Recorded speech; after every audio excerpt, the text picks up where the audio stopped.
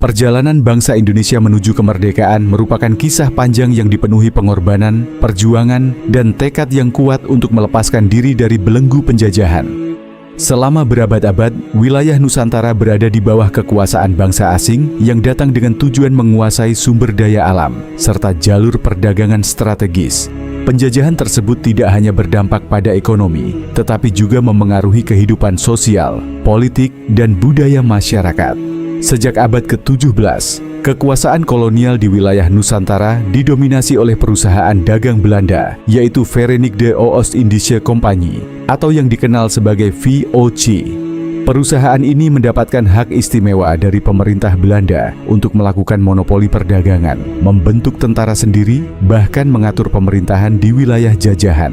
Dalam praktiknya, VOCE menjalankan kekuasaan yang sangat keras terhadap penduduk setempat. Berbagai kebijakan monopoli perdagangan, pajak yang berat, serta kerja paksa menyebabkan penderitaan besar bagi masyarakat Nusantara. Setelah VOC bangkrut pada akhir abad ke-18, wilayah kekuasaannya diambil alih langsung oleh pemerintah Belanda dan kemudian dikenal sebagai Hindia Belanda. Pada masa ini, eksploitasi terhadap sumber daya alam dan tenaga kerja semakin meningkat. Pemerintah kolonial menerapkan berbagai kebijakan yang menguntungkan Belanda. Salah satunya adalah sistem tanam paksa yang memaksa rakyat menanam komoditas tertentu untuk kepentingan ekspor. Sistem tanam paksa atau Kultuurstelsel mulai diterapkan pada tahun 1830. Dalam sistem ini, petani di berbagai daerah dipaksa menanam tanaman seperti kopi, tebu, dan nila di sebagian besar lahan mereka. Hasil tanaman tersebut kemudian diserahkan kepada pemerintah kolonial dengan harga yang sangat rendah. Akibatnya banyak rakyat yang mengalami kemiskinan bahkan kelaparan karena tidak dapat menanam cukup bahan makanan untuk kebutuhan sendiri. Namun, di tengah tekanan kolonial tersebut, semangat perlawanan rakyat Nusantara tidak pernah padam.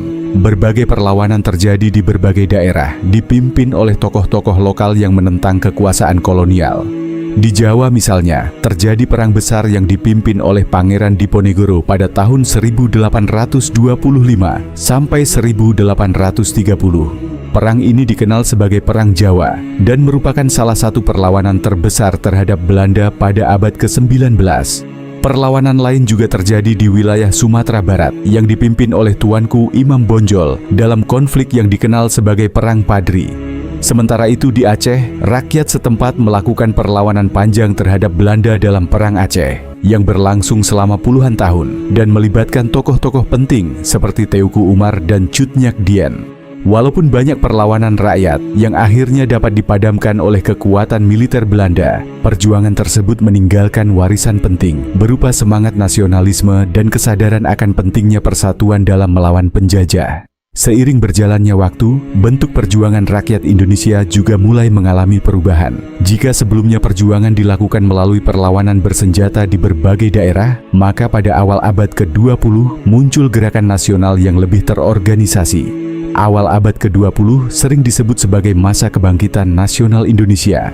Pada masa ini, muncul berbagai organisasi modern yang bertujuan meningkatkan kesadaran politik dan pendidikan masyarakat. Salah satu organisasi penting yang menjadi tonggak kebangkitan nasional adalah Budi Utomo, yang didirikan pada tahun 1908 oleh para pelajar dari Sekolah Kedokteran Stovia di Batavia. Organisasi ini menjadi simbol awal munculnya kesadaran nasional di kalangan masyarakat pribumi. Selain Budi Utomo, muncul pula berbagai organisasi lain yang memiliki pengaruh besar dalam perkembangan gerakan nasional. Salah satunya adalah Sarekat Islam, yang pada awalnya merupakan organisasi pedagang namun kemudian berkembang menjadi gerakan politik yang memperjuangkan hak-hak rakyat pribumi. Organisasi ini memiliki anggota yang sangat banyak dan menjadi salah satu kekuatan sosial terbesar pada masa itu. Gerakan nasional juga diperkuat oleh munculnya tokoh-tokoh pemimpin yang memiliki visi besar tentang kemerdekaan Indonesia. Salah satu tokoh yang sangat berpengaruh adalah Soekarno, yang kemudian menjadi salah satu proklamator kemerdekaan Indonesia. Bersama tokoh-tokoh lain seperti Muhammad Hatta, Sultan Syahrir, dan Ki Hajar Dewantara, mereka memperjuangkan kemerdekaan melalui jalur politik, pendidikan, dan diplomasi. Pada tahun 1928, semangat persatuan bangsa Indonesia mencapai momentum penting melalui peristiwa Sumpah Pemuda. Dalam peristiwa tersebut, para pemuda dari berbagai daerah di Nusantara menyatakan tekad mereka untuk bersatu sebagai satu bangsa, satu tanah air, dan satu bahasa, yaitu Indonesia. Sumpah Pemuda menjadi tonggak penting dalam memperkuat identitas nasional dan mempercepat perjuangan menuju kemerdekaan. Namun perjuangan menuju kemerdekaan tidak berjalan dengan mudah. Pemerintah kolonial Belanda terus berusaha menekan gerakan nasional dengan berbagai cara, termasuk menangkap dan mengasingkan para pemimpin pergerakan. Tokoh-tokoh seperti Soekarno dan Muhammad Hatta pernah mengalami masa pembuangan karena aktivitas politik mereka yang dianggap mengancam kekuasaan kolonial. Situasi di Indonesia kemudian mengalami perubahan besar ketika Perang Dunia Kedua pecah pada tahun 1939. Perang global tersebut melibatkan banyak negara dan mengubah peta politik dunia. Pada tahun 1942, Jepang berhasil mengalahkan Belanda dan menduduki wilayah Hindia Belanda. Pendudukan Jepang membawa perubahan besar bagi masyarakat Indonesia. Di satu sisi, pemerintahan Jepang juga melakukan penindasan dan eksploitasi terhadap rakyat Indonesia.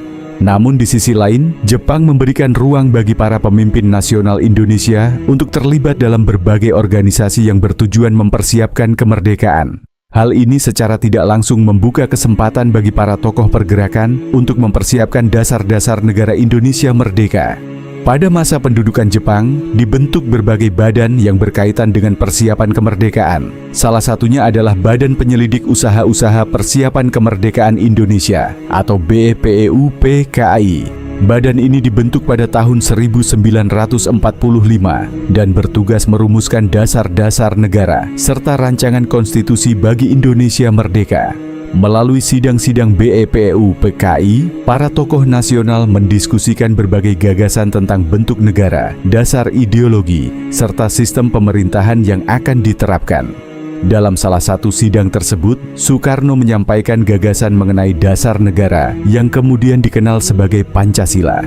Perkembangan situasi dunia pada tahun 1945 semakin mempercepat proses menuju kemerdekaan Indonesia. Jepang yang sebelumnya tampak kuat dalam Perang Dunia Kedua mulai mengalami kekalahan di berbagai front pertempuran. Pada bulan Agustus 1945, Jepang akhirnya menyerah kepada sekutu setelah dua kota besar di Jepang dibom atom oleh Amerika Serikat. Kekalahan Jepang menciptakan kekosongan kekuasaan di Indonesia. Para pemimpin nasional melihat situasi ini sebagai kesempatan emas untuk memproklamasikan kemerdekaan sebelum Belanda kembali menguasai wilayah Nusantara. Setelah melalui berbagai peristiwa penting dan perdebatan di antara para pemimpin pergerakan, akhirnya pada tanggal proklamasi kemerdekaan Indonesia diumumkan di Jakarta oleh Soekarno dan Muhammad Hatta. Peristiwa tersebut menjadi titik awal berdirinya negara Indonesia merdeka. Namun perjuangan bangsa Indonesia belum selesai. Setelah proklamasi, Indonesia masih harus menghadapi berbagai tantangan besar, termasuk upaya Belanda untuk kembali menjajah, serta kebutuhan untuk mendapatkan pengakuan dari dunia internasional. Dalam situasi inilah, diplomasi internasional menjadi sangat penting. Indonesia membutuhkan dukungan dari negara lain agar kemerdekaannya diakui secara resmi di tingkat global. Dukungan tersebut kemudian datang dari berbagai negara dan tokoh internasional, termasuk dari dunia Arab dan Palestina. Pada bagian berikutnya, kisah akan berlanjut pada peristiwa-peristiwa setelah proklamasi kemerdekaan, termasuk bagaimana Indonesia melakukan perjuangan diplomatik untuk mendapatkan pengakuan dari dunia internasional, serta munculnya dukungan dari tokoh Palestina seperti Syekh Muhammad Amin Al-Husseini yang memainkan peran penting dalam mendorong pengakuan terhadap kemerdekaan Indonesia. Tanggal 17 Agustus 1945 menjadi salah satu hari paling bersejarah dalam perjalanan bangsa Indonesia. Pada pagi hari itu, di sebuah rumah sederhana di Jalan Pegangsaan Timur 56 Jakarta, sebuah peristiwa besar terjadi yang mengubah nasib jutaan rakyat di Nusantara. Di hadapan para tokoh perjuangan dan rakyat yang hadir, Soekarno didampingi oleh Muhammad Hatta membacakan teks proklamasi kemerdekaan Indonesia. Dengan pembacaan proklamasi tersebut, Indonesia menyatakan kepada dunia bahwa bangsa ini telah merdeka dan bebas dari penjajahan. Suasana saat itu penuh dengan emosi dan harapan. Rakyat yang hadir menyaksikan langsung momen bersejarah tersebut dengan perasaan haru dan bangga. Setelah teks proklamasi dibacakan, bendera merah putih dikibarkan untuk pertama kalinya sebagai simbol kedaulatan negara baru yang lahir. Lagu kebangsaan Indonesia Raya pun berkumandang, menandai awal perjalanan sebuah bangsa yang merdeka. Namun, kemerdekaan yang diproklamasikan tersebut bukan berarti perjuangan telah selesai. Justru setelah proklamasi, bangsa Indonesia menghadapi tantangan yang tidak kalah berat. Belanda yang sebelumnya menjajah Indonesia berusaha kembali menguasai wilayah Nusantara dengan bantuan pasukan sekutu. Mereka tidak mengakui kemerdekaan Indonesia dan menganggap wilayah ini masih merupakan bagian dari kekuasaan kolonial mereka. Situasi politik dan keamanan di berbagai daerah menjadi sangat tegang. Pasukan sekutu yang datang ke Indonesia pada awalnya bertugas untuk melucuti tentara Jepang yang kalah dalam Perang Dunia Kedua. Namun dalam praktiknya, kehadiran mereka juga membuka jalan bagi Belanda untuk kembali berkuasa melalui organisasi yang disebut Netherlands Indies Civil Administration atau NICA. Hal ini memicu berbagai konflik antara rakyat Indonesia yang ingin mempertahankan kemerdekaan dengan pasukan asing yang mencoba menguasai kembali wilayah Indonesia. Di berbagai kota, rakyat bersama para pejuang membentuk laskar-laskar perjuangan untuk melawan upaya kolonialisme tersebut. Salah satu peristiwa paling terkenal dalam masa awal perjuangan mempertahankan kemerdekaan adalah Pertempuran Surabaya yang terjadi pada November 1945. Pertempuran ini menjadi simbol keberanian rakyat Indonesia dalam melawan kekuatan militer yang jauh lebih besar. Rakyat Surabaya bersama para pejuang dari berbagai daerah bersatu menghadapi pasukan sekutu yang memiliki persenjataan modern. Tokoh penting yang memimpin semangat perjuangan rakyat dalam pertempuran tersebut adalah Bung Tomo.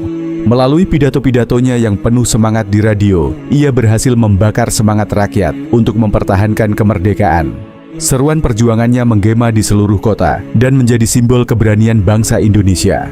Pertempuran Surabaya berlangsung dengan sangat sengit. Banyak pejuang dan rakyat yang gugur dalam pertempuran tersebut. Namun semangat perlawanan tidak pernah padam. Peristiwa ini kemudian dikenang sebagai salah satu bukti bahwa bangsa Indonesia siap mempertahankan kemerdekaannya dengan segala pengorbanan. Selain pertempuran di Surabaya, konflik juga terjadi di berbagai daerah lain di Indonesia. Rakyat di berbagai kota dan desa melakukan perlawanan terhadap upaya Belanda untuk kembali menguasai wilayah Nusantara. Semangat perjuangan ini menunjukkan bahwa kemerdekaan Indonesia bukan hanya milik para pemimpin nasional, tetapi juga merupakan hasil perjuangan seluruh rakyat. Di tengah situasi militer yang penuh ketegangan, para pemimpin Indonesia juga menyadari bahwa perjuangan bersenjata saja tidak cukup.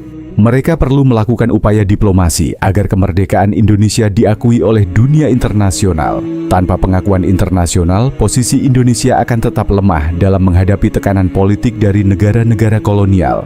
Oleh karena itu, pemerintah Indonesia mulai melakukan berbagai langkah diplomasi dengan negara-negara lain. Para diplomat Indonesia berusaha menjelaskan kepada dunia bahwa kemerdekaan Indonesia merupakan hak yang sah bagi bangsa yang telah lama dijajah. Mereka juga berusaha mendapatkan dukungan dari negara-negara yang memiliki semangat anti-kolonialisme. Dalam proses diplomasi ini, dukungan dari negara-negara di Timur Tengah dan dunia Arab menjadi sangat penting. Negara-negara tersebut memiliki pengalaman yang sama dalam menghadapi penjajahan, serta memiliki solidaritas terhadap bangsa-bangsa yang sedang memperjuangkan kemerdekaan. Di antara tokoh yang memberikan dukungan penting terhadap perjuangan Indonesia adalah Syekh Muhammad Amin Al-Husseini, seorang pemimpin Palestina yang memiliki pengaruh besar di dunia Arab. Ia dikenal sebagai tokoh yang aktif memperjuangkan kemerdekaan bangsa-bangsa Muslim dari penjajahan. Melalui hubungan diplomatik dan jaringan politiknya di dunia Arab, Amin Al-Husseini membantu menyuarakan kemerdekaan Indonesia kepada berbagai negara di Timur Tengah. Dukungan moral dan politik dari tokoh-tokoh dunia Arab tersebut memberikan kekuatan tambahan bagi perjuangan diplomasi Indonesia di tingkat internasional. Pada masa itu, dunia sedang mengalami perubahan besar setelah berakhirnya Perang Dunia Kedua. Banyak negara mulai menentang sistem kolonialisme yang telah berlangsung selama berabad-abad. Situasi ini memberikan peluang bagi Indonesia untuk mendapatkan simpati dan dukungan dari berbagai negara yang juga memperjuangkan kebebasan dan kedaulatan. Perjuangan diplomasi yang dilakukan oleh para pemimpin Indonesia akhirnya mulai membuahkan hasil. Beberapa negara mulai memberikan perhatian terhadap perjuangan Indonesia dan mempertimbangkan untuk mengakui kemerdekaan negara baru tersebut. Dukungan dari dunia Arab menjadi salah satu faktor penting dalam proses ini.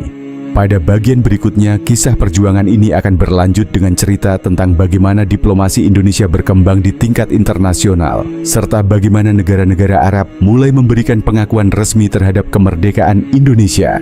Setelah proklamasi kemerdekaan Indonesia pada 17 Agustus 1945, perjuangan bangsa Indonesia tidak hanya berlangsung di medan perang, tetapi juga di panggung diplomasi internasional. Para pemimpin Indonesia menyadari bahwa kemerdekaan yang telah diproklamasikan harus diakui oleh dunia agar Indonesia dapat berdiri sebagai negara yang sah di mata internasional.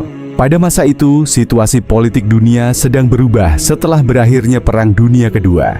Banyak negara mulai menentang sistem kolonialisme yang telah berlangsung selama ratusan tahun. Gelombang semangat kemerdekaan mulai muncul di berbagai wilayah Asia dan Afrika. Momentum ini menjadi peluang bagi Indonesia untuk memperjuangkan pengakuan internasional. Pemerintah Indonesia di bawah kepemimpinan Soekarno dan Muhammad Hatta segera melakukan berbagai langkah diplomasi. Para diplomat Indonesia dikirim ke berbagai negara untuk menjelaskan bahwa Indonesia telah merdeka dan berhak menentukan nasibnya sendiri tanpa campur tangan kekuatan kolonial. Salah satu tantangan terbesar dalam diplomasi tersebut adalah propaganda yang dilakukan oleh Belanda. Pemerintah kolonial Belanda berusaha meyakinkan dunia bahwa Indonesia masih merupakan bagian dari wilayah kekuasaan mereka. Mereka mencoba menggambarkan perjuangan rakyat Indonesia sebagai pemberontakan yang tidak sah. Untuk melawan propaganda tersebut, pemerintah Indonesia mengirim para diplomat yang memiliki kemampuan komunikasi dan jaringan internasional yang kuat. Salah satu tokoh penting dalam diplomasi Indonesia pada masa itu adalah Sultan Syahrir yang menjabat sebagai Perdana Menteri Indonesia pada masa awal kemerdekaan. Sultan Syahrir dikenal sebagai pemimpin yang memiliki pandangan internasional yang luas serta hubungan baik dengan berbagai tokoh politik dunia. Melalui diplomasi yang cermat, ia berusaha meyakinkan negara-negara lain bahwa Indonesia adalah negara yang merdeka dan berdaulat. Selain itu, tokoh lain seperti Haji Agus Salim juga memainkan peran penting dalam perjuangan diplomasi Indonesia. Agus Salim dikenal sebagai diplomat ulung yang memiliki kemampuan berbicara dalam berbagai bahasa serta memiliki wawasan yang luas tentang politik internasional. Ia sering mewakili Indonesia dalam berbagai pertemuan dengan negara-negara lain untuk menjelaskan perjuangan bangsa Indonesia.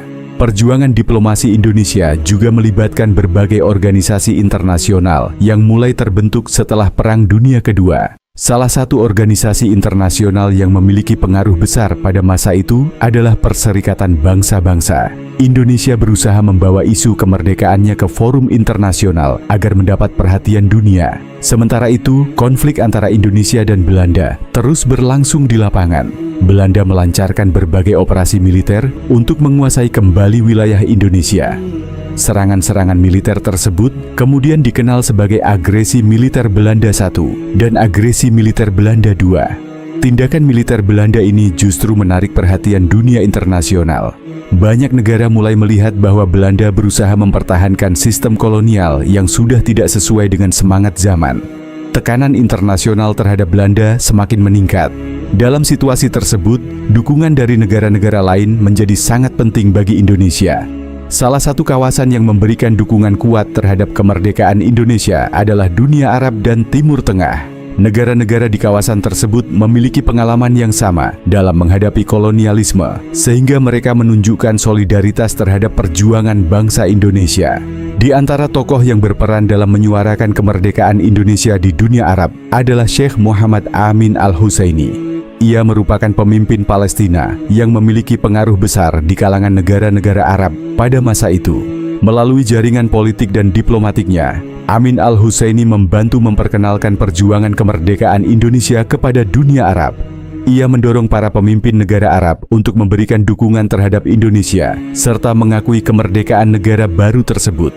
Dukungan dari dunia Arab tidak hanya bersifat simbolis, tetapi juga memiliki dampak nyata dalam memperkuat posisi diplomasi Indonesia di tingkat internasional. Negara-negara Arab mulai menyatakan simpati terhadap perjuangan Indonesia dan memberikan tekanan moral terhadap Belanda. Momentum ini menjadi titik penting dalam perjuangan diplomasi Indonesia. Pengakuan dari negara-negara lain akan membantu memperkuat legitimasi Indonesia sebagai negara merdeka. Hal ini juga akan membuka jalan bagi Indonesia untuk menjalin hubungan diplomatik dengan berbagai negara di dunia. Pada tahun-tahun berikutnya, upaya diplomasi yang dilakukan oleh para pemimpin Indonesia mulai menunjukkan hasil. Beberapa negara mulai mempertimbangkan untuk memberikan pengakuan resmi terhadap kemerdekaan Indonesia. Dukungan tersebut menjadi salah satu faktor penting yang akhirnya mendorong Belanda untuk berunding dengan pemerintah Indonesia. Perjuangan diplomasi yang panjang ini membuktikan bahwa kemerdekaan Indonesia tidak hanya diperjuangkan melalui pertempuran di medan perang, tetapi juga melalui strategi politik dan diplomasi yang cerdas di panggung internasional. Pada bagian berikutnya, kisah ini akan berlanjut dengan cerita tentang bagaimana dukungan dari dunia Arab semakin kuat, serta bagaimana negara-negara seperti Mesir mulai memberikan pengakuan resmi terhadap kemerdekaan Indonesia, yang juga dipengaruhi oleh dukungan tokoh-tokoh dari Palestina.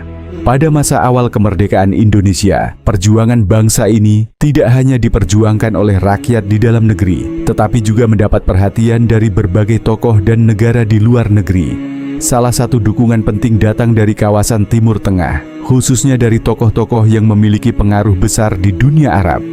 Solidaritas tersebut muncul karena banyak bangsa di kawasan tersebut juga memiliki pengalaman yang sama dalam menghadapi penjajahan.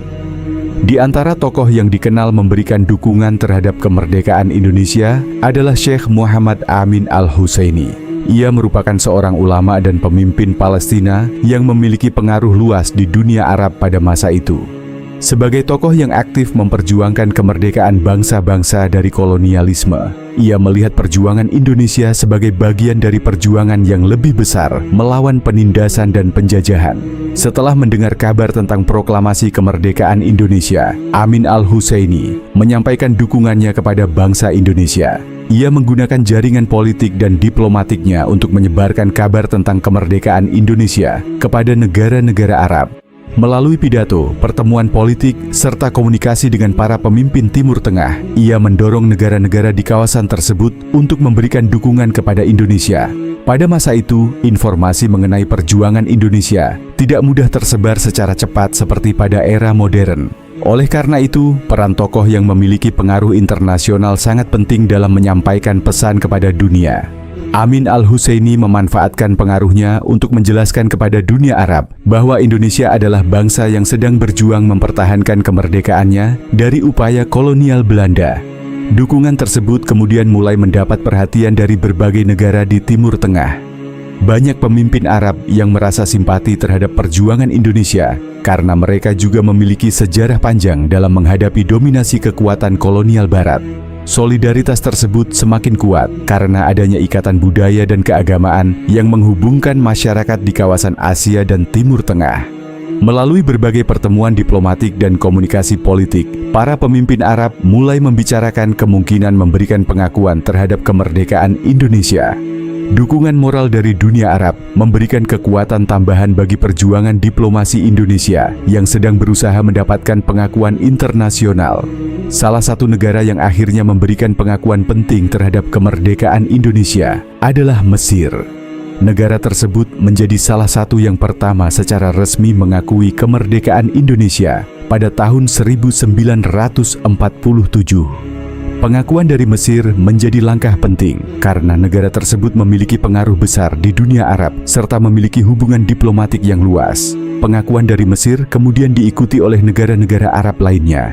Dukungan tersebut menunjukkan bahwa perjuangan kemerdekaan Indonesia mendapat perhatian serius di tingkat internasional. Negara-negara Arab melihat Indonesia sebagai simbol perjuangan bangsa yang berusaha membebaskan diri dari penjajahan. Bagi Indonesia, dukungan dari dunia Arab memiliki arti yang sangat besar. Selain memperkuat posisi diplomasi Indonesia di dunia internasional, dukungan tersebut juga menunjukkan bahwa perjuangan bangsa Indonesia tidak berjalan sendirian. Banyak bangsa lain yang bersimpati dan mendukung perjuangan tersebut. Hubungan antara Indonesia dan Palestina sendiri memiliki akar sejarah yang kuat sejak masa perjuangan kemerdekaan. Solidaritas yang ditunjukkan oleh tokoh-tokoh Palestina terhadap Indonesia kemudian menjadi dasar hubungan persahabatan antara kedua bangsa hingga saat ini. Indonesia secara konsisten mendukung perjuangan rakyat Palestina untuk mendapatkan kemerdekaan dan kedaulatan. Seiring berjalannya waktu, hubungan antara Indonesia dan negara-negara Arab semakin berkembang dalam berbagai bidang, mulai dari diplomasi, ekonomi, hingga kerja sama budaya. Dukungan yang diberikan pada masa awal kemerdekaan menjadi fondasi penting bagi hubungan persahabatan tersebut. Peristiwa ini menunjukkan bahwa perjuangan kemerdekaan Indonesia memiliki dimensi internasional yang sangat luas. Dukungan dari tokoh-tokoh dunia seperti Amin Al-Husseini, serta pengakuan dari negara-negara Arab, membantu memperkuat posisi Indonesia di tengah tekanan politik dari kekuatan kolonial. Pada bagian berikutnya, kisah ini akan berlanjut dengan cerita tentang bagaimana pengakuan dari negara-negara dunia semakin bertambah, serta bagaimana berbagai perundingan internasional akhirnya membawa Indonesia menuju pengakuan kedaulatan secara penuh. Setelah melalui perjuangan panjang di medan perang dan panggung diplomasi, bangsa Indonesia perlahan mulai mendapatkan perhatian serius dari dunia internasional. Dukungan yang datang dari berbagai tokoh dan negara, khususnya dari kawasan Timur Tengah, memberikan kekuatan baru bagi perjuangan Indonesia untuk memperoleh pengakuan resmi sebagai negara merdeka. Salah satu momen penting dalam perjuangan diplomasi Indonesia adalah ketika Mesir secara resmi mengakui kemerdekaan Indonesia pada tahun 1947. Pengakuan ini memiliki arti yang sangat besar karena Mesir pada masa itu merupakan salah satu negara yang berpengaruh di dunia Arab dan memiliki hubungan diplomatik yang luas dengan banyak negara lain. Keputusan Mesir untuk mengakui kemerdekaan Indonesia tidak lepas dari dukungan tokoh-tokoh dunia Arab, termasuk Syekh Muhammad Amin Al-Husseini, yang sebelumnya telah menyuarakan dukungan terhadap perjuangan bangsa Indonesia. Melalui berbagai pertemuan dan komunikasi politik, ia mendorong para pemimpin negara Arab untuk memberikan dukungan terhadap Indonesia. Pengakuan dari Mesir kemudian diikuti oleh beberapa negara Arab lainnya seperti Suriah, Lebanon, Irak, dan Arab Saudi. Dukungan dari negara-negara tersebut semakin memperkuat posisi diplomasi Indonesia di tingkat internasional. Bagi Indonesia, pengakuan dari negara-negara tersebut menjadi bukti bahwa perjuangan kemerdekaan yang telah dilakukan selama bertahun-tahun mulai mendapat legitimasi dari dunia internasional. Hal ini juga memberikan tekanan politik terhadap Belanda yang masih berusaha mempertahankan kekuasaan kolonialnya di wilayah Indonesia. Sementara itu, konflik antara Indonesia dan Belanda masih terus berlangsung. Belanda melancarkan berbagai operasi militer untuk menguasai kembali wilayah Indonesia. Serangan-serangan tersebut dikenal sebagai agresi militer Belanda, satu pada tahun 1947 dan agresi militer Belanda II pada tahun 1948. Tindakan militer Belanda tersebut mendapat kecaman dari berbagai negara di dunia. Banyak pihak menilai bahwa tindakan tersebut bertentangan dengan semangat perdamaian yang sedang dibangun setelah berakhirnya Perang Dunia Kedua. Akibat tekanan internasional yang semakin besar, Belanda akhirnya bersedia melakukan perundingan dengan pemerintah Indonesia. Serangkaian perundingan kemudian dilakukan untuk mencari solusi damai terhadap konflik yang terjadi. Puncak dari proses diplomasi tersebut adalah pertemuan internasional yang dikenal sebagai Konferensi Meja Bundar yang berlangsung di Den Haag pada tahun 1949. Dalam konferensi tersebut, Belanda akhirnya setuju untuk mengakui kedaulatan Indonesia secara resmi. Pengakuan tersebut kemudian diwujudkan pada tanggal 27 Desember 1949 ketika kedaulatan Indonesia secara resmi diserahkan oleh Belanda kepada pemerintah Indonesia.